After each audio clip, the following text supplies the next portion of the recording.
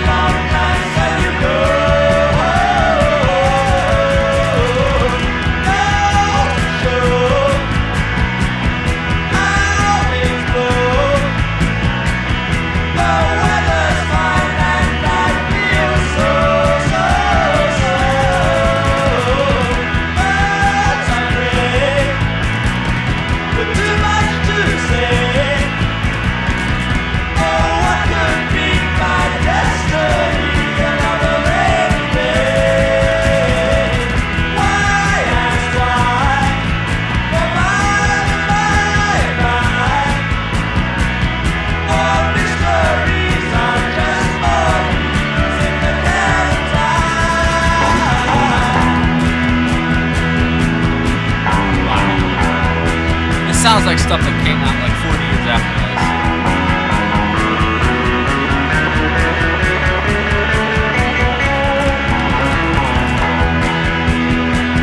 It's that riff, man.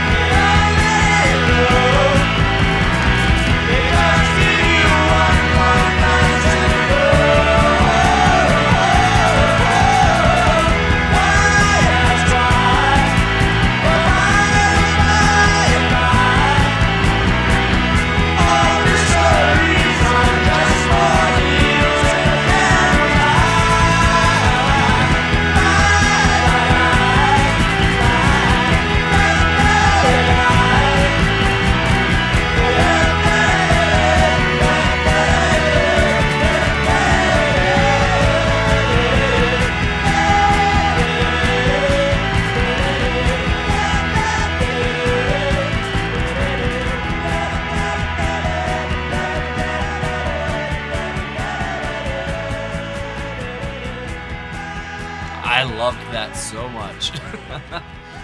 It's crazy how much of a pioneer this dude was, bro. Like, seriously. This is 1974. That sounded like that came out like 2 years ago. That's crazy. Baby's on Fire. This one has been requested for a while. Baby's on fire. Better throw her in the water.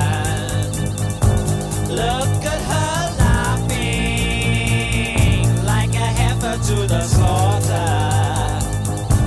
Baby's on fire, and all the laughing boys are binging, waiting for photos. Simon King on drums. Oh, the plot is so bewitching. Rescuers row, row. Do your best to change the subject.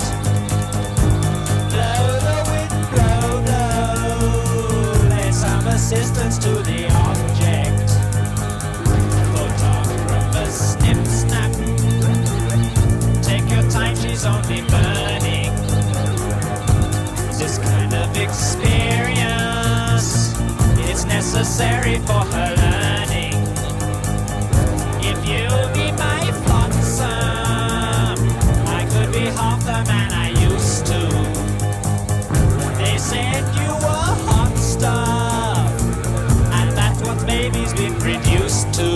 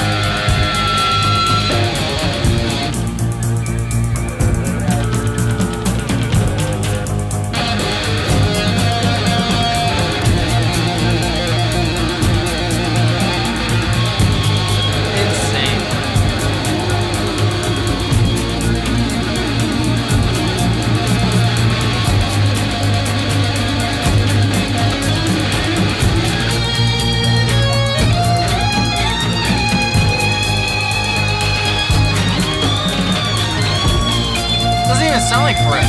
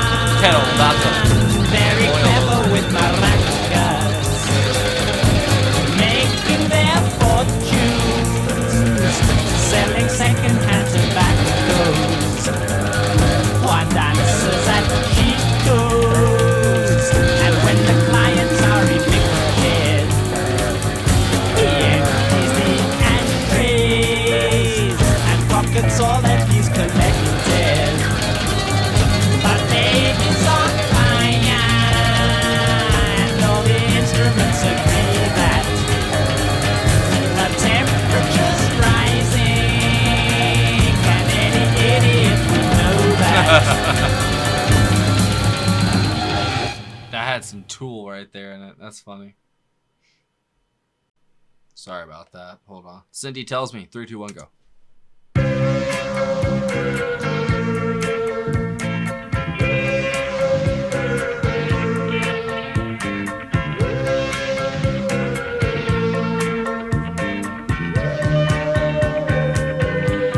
Cindy tells me the rich girls are weeping. Cindy tells me they've given up sleeping alone. And now they're so confused by their new freedoms. And she tells me they're setting up their maisonettes, left the hot points to rust in the kitchenettes. And they're saving their labor for insane reading. Some of them blues and some of them blues, but that's what they want and that's what they choose.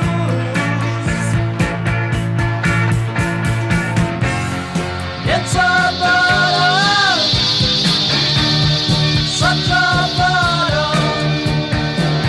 Oh, what a burden to be so relied on.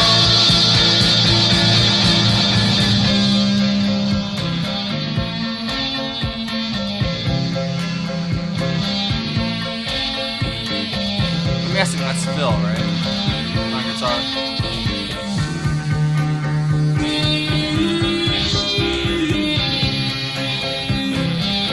He might pop up today or tomorrow. You never know. In another band. Quiet Sun.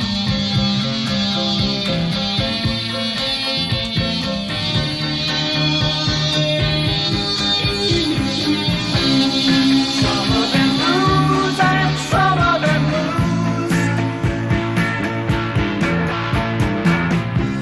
but that's what they want and that's what they choose.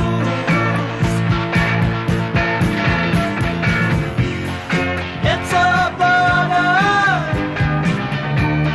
such a burden. Oh, what a burden to be so relied on.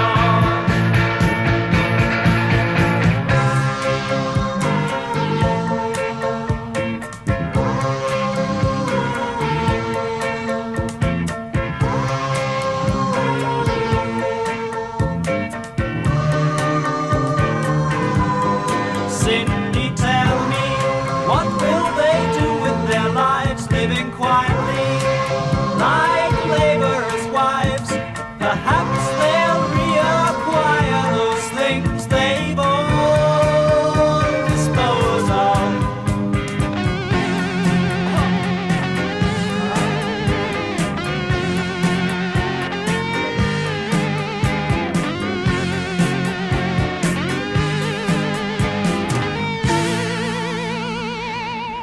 Wow.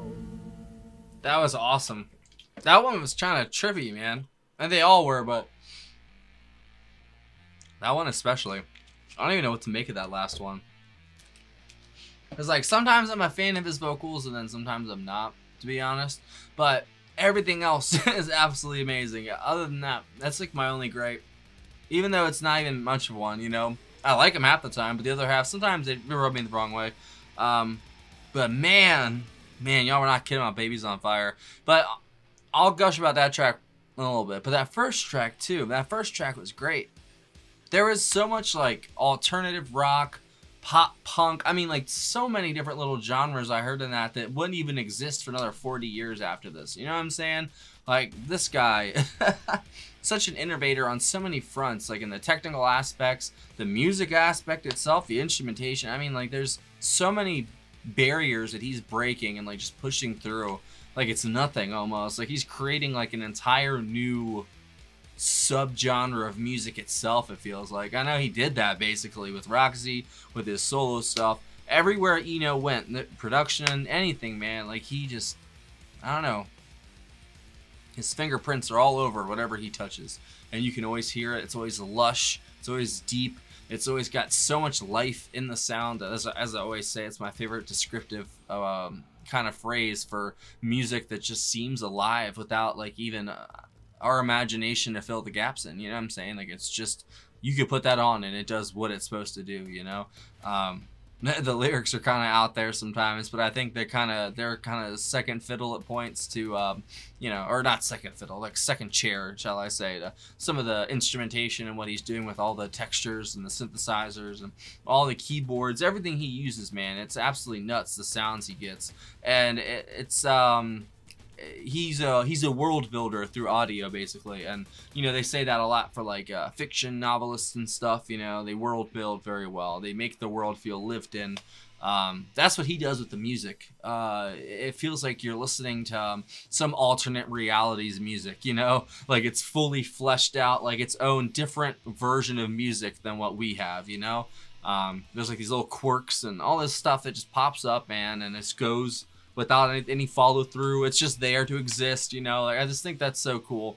But that's just on my end of the thing. It could have a ton of meaning to Eno, where he placed it and why. And I'm just a little pleb down here. I don't really understand. You know what I'm saying? Might be above my pay grade, but I do love all the sounds that he throws in there. Then the soundscape itself of it, it almost feels like you could just reach out and touch it. You know what I'm saying? Like it's just right there in front of your face, bro. I don't know. It's hard to describe his work, you know, in words because it's so cerebral in nature, not in like the lyrical department, but in the actual what it does to your brain and like your imagination and like where it goes with the stuff. You know, I just think it's fascinating. So for Baby on Fire, it was Eno on vocals, synthesizers, guitar treatments, keyboards, instrumental arrangements, Robert Fripp on guitar, Simon King on drums, Paul Rudolph on guitar, Marty Simon on percussion, and John Wetton on bass. No shit, so John was on there? I didn't know that one. I knew Fripp was on there. I didn't know Wetton too. That's cool. Experimental rock. Yeah, you think so? The third track on his debut album, Writing and Recording. So this, he recorded obviously during the Here Come the Warm Jets sessions in September of '73, where he had previously recorded at Majestic Studios most of his earlier material. He did it here too. The track was produced by Eno, who handled production and mixing duties on the bulk of the album's recording, and was created with musicians Simon King, Marty Simon, Robert Fripp, Paul Rudolph, and John Wetton. The song is a surreal fantasy about a photography session involving a burning woman and unthinking, laughing onlookers, and two second-hand tobacconists. That's a new word for me, I'm not gonna lie. You know, you come across, as someone like me who's got a very extensive vocabulary, and I take pride in that, for the most part, you come across words that are new very rarely in your life, but tobacconists, shall I say, that's a new one. So I definitely would say that was my favorite one, but in a close, very, very close second would be Needles in the Camel's Eye. That was genius. I mean, seriously, man, like just some of those sounds that he had, like, that's a whole genre that doesn't exist yet, you know? Like, that's crazy. I guess it does now. I mean, I'm talking, like, in relative terms, like, when it came out. So I apologize if it doesn't make sense. Like, it's, like, right now or something. Just incredible work, man. And I've done a few tracks off of, what was it? Little Green World? Little Green Planet? I always forget what it's called.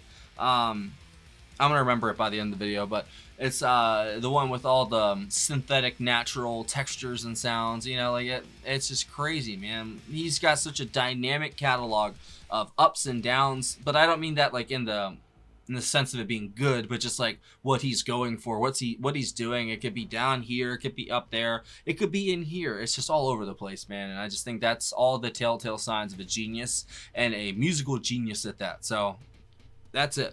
That's all I gotta say. That's just fantastic work all the way around, and I love this dude. Every song I've heard from him has something to love, you know? And that's the number one thing here. It's like, obviously there's things that are not great in songs sometimes. I'm not gonna harp on them. I'll usually bring it up, that's it. And I try to talk about the good things, because, you know, I'd rather bring people up and be happy and talk about good stuff than just be negative and reductive, you know? I'm not doing shit. I'm sitting here recording and listening to their music, so why would I just go out of my way to trash them for no reason, you know? Just to get clicks or something. I'd rather praise the artist for the good things and try to Well, some people we can't do that with because they're not still here. But, you know, maybe get some even better stuff out of them. You never know. If you just, you know, that's how I work. I always do better and try to be better when I get, I don't know, like good praise and comments and like constructive criticism and stuff, not like negative, reductive bullshit. You know, I think that's everybody though. Everyone does better with a pat on the back than a slap in the face. You know what I'm saying? I just think that's how it works. But I've been talking probably long enough. Obviously, Babies on Fire is my favorite of the three, but that first one was just incredible work too. The third one kind of escaped me. I don't know if I was too focused on thinking about the first two tracks that I kind of just let that one slip by because it was so quick. But that one definitely needs a replay for me because I didn't really, I don't know, fully get it, shall we say. I love the guitar in it though. I think he used a lot of, well, except for Babies on Fire, but he's been, I feel like just using, not like, because there was just like a hi-hat in, I think, the third one, you know? Wasn't much percussion in that one. Second one, there's a lot of it, but you know, he kind of uses things so sparingly and so atypically compared to other artists that it's kind of hard to pick things out. Sometimes it could be a completely synthetic sound. Sometimes it's natural. You don't know it, man. He's a hell of a producer. He can make everything just equal out and sound great. And hats off, figuratively, to Mr. Eno. That was a great three track set. So thank you, Michael M. I appreciate you, my friend. That was a great selection. If you guys have any other picks by Eno you think I'd leave it down below. I'd really appreciate it. I will see y'all the fuck later.